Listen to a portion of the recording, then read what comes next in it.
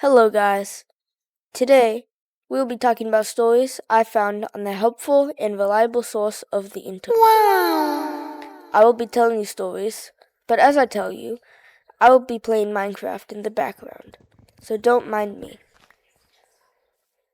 One night, my neighbor let his daughter drive a lawnmower in the pitch black on a summer night.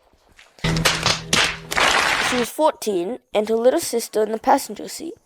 The girl lost control of the lawnmower, drove it off the street, and the lawnmower ended up on top of my mom's car in our driveway. Oh, okay.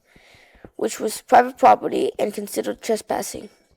The police didn't believe it until they saw it. The front bumper and the hood had to be fully replaced because of the damage the lawnmower did. When filing the claim with Geico, my mom had to call the company as the situation was too strange and their website did not have a claims category for the type of damage that was done to the car. It took 15 minutes and 3 representatives to help my mom file the claim as they did not believe it happened. Well, that was a strange story. Well, I guess more of the story is never let somebody use a lawnmower in the pitch blackness. I also think that the neighbor shouldn't have let his daughter use a lawnmower, especially without supervision and, well, again, pitch dark. Anyway, that was the full story. If you're liking it so far, please subscribe. Next story.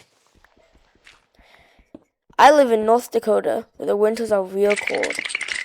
One particular cold night, while I was out shoveling the driveway, the back windshield of my mom's car exploded all on its own. Nothing hit it at all. There was anything touching it. It just happened. Understandably, it took Mom and Dad a while to believe me. For years I assumed it must have been struck by a micrometeor. Yes, that's a thing. But then, someone on the internet suggested it might have been a contraction from the extreme cold combined with microfractures. That's very possible. That's a believable story. I believe it. North Dakota is really cold, so it is possible. But most of the time it doesn't happen. Anyway, next story. I was probably 6 or 8, and despite not knowing how to swim, I went to my grandma's house with him to swim in their pool. That's a dumb idea. It's the 90s, adults aren't paying close attention, and the inflatable alligator that I'm sitting on floats into the deep end. Trying to paddle to the side, I fall and sink straight to the bottom.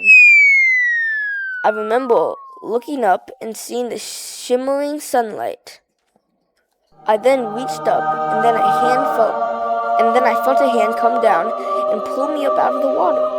Once I'm out, I look around and nobody's there. To this day, I believe I had a guardian angel or something who saved me. That's hard to believe. I'm a Christian, and that's never happened to me, but that can happen. Again, doesn't happen a lot, but it can happen. Anyway, next story. First semester of college, one of the All-A's had a pet blue crawfish that she joked was a lobster named Larry. We aren't allowed to have non-marine pets, so Larry quickly became the dorm mascot. About 2 weeks into school, the thing jumps out of its tank in the middle of class and dies. Bruh. Obviously, the entire dorm was devastated, so we decided to hold a funeral service for Larry.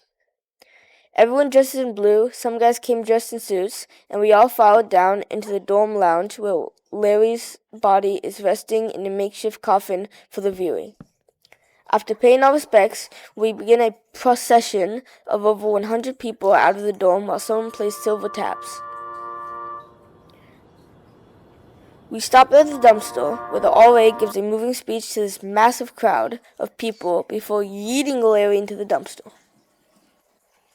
Well, that was a sad story, of course, but why just yeet him into the dumpster? Like, you couldn't just bury him or something? All jokes aside, that was a sad story.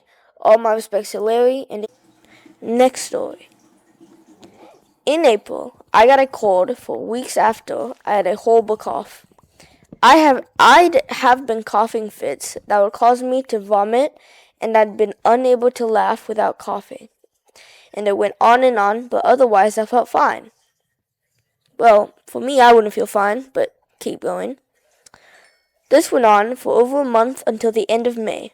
I went to work that week. I coughed so hard, I pulled the muscles in my rib cage. Oh, wow, okay. And left. I'd had asthma as a kid and hadn't been making the healthiest choices lately. It was just catching up to me, and all I needed to do was rest and change some habits. Sorry. I woke up the next morning, felt like every joint in my body had made it their life mission to make me suffer. I don't even own a thermometer, but when I got into my car, the dashboard said it was 100 degrees, and I was shivering in my sweatshirt. I knew I was in for it. I got a cold and a flu medicine. Even though this lasted for less than a day. I dragged myself to bed that night, an emergency OTC inhaler next to me because I hadn't had a prescription in almost 20 years. I woke up at 4 a.m., wheezing. I could feel the mucus in my lungs. I ran a hot shower, the oldest trick in the book. I laid on the floor, not caring about how gross it was. It probably was. I remember trying not to fall asleep, listening to the waterfall around me. I pulled myself out, went back to bed. An hour later, I woke up and the air was gone, like trying to breathe through one of those coffee stalls from the gas station. I did breathing exercises while I was walking to my car, and I remember thinking how nice a coffee would be. That coffee almost always fixes everything for me. I drove to the ER across the street. I thought to call for help never crossed my mind. For call to help for never crossed my mind. Maybe I've been too independent for too long. The sun was coming up, and I wanted to stop.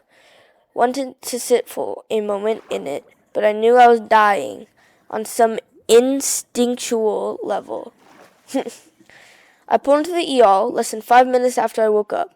Walked inside and told them I couldn't breathe. Immediately, I was poked and prodded. The second the breathing treatment started, I remember thinking that I would never take the air for granted. I wanted to go outside. I wanted to stand in the rain on the beach. I thought about the pier my friends and I used to walk in the middle of the night in college. The sound of the ocean around us. I thought my roommates going on drives with the window down, the sunroof open. I thought about standing in the rain, the hike I've been meaning to go on but kept pushing it off. I thought about my homemade cinnamon rolls. How I didn't make them much because it took too long. At least I'd had time. I had pneumonia. I had an asthma attack for the first time in decades, and it was septic. My lungs were failing. I was being deprived of oxygen. My lips were blue, though I didn't realize until I looked back at the pictures that had been taken, and I didn't want to go to the hospital because I don't have insurance. But as every blood test come back, I realized that I would have died that day if I hadn't when I left the hospital.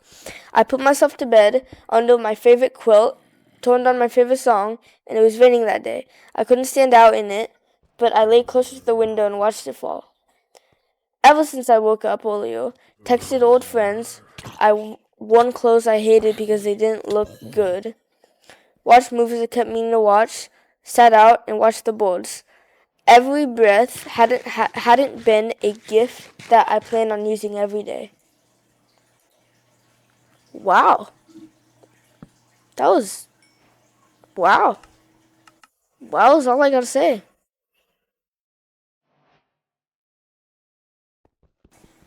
Oh, you still here? Well, please consider subscribing. See you later.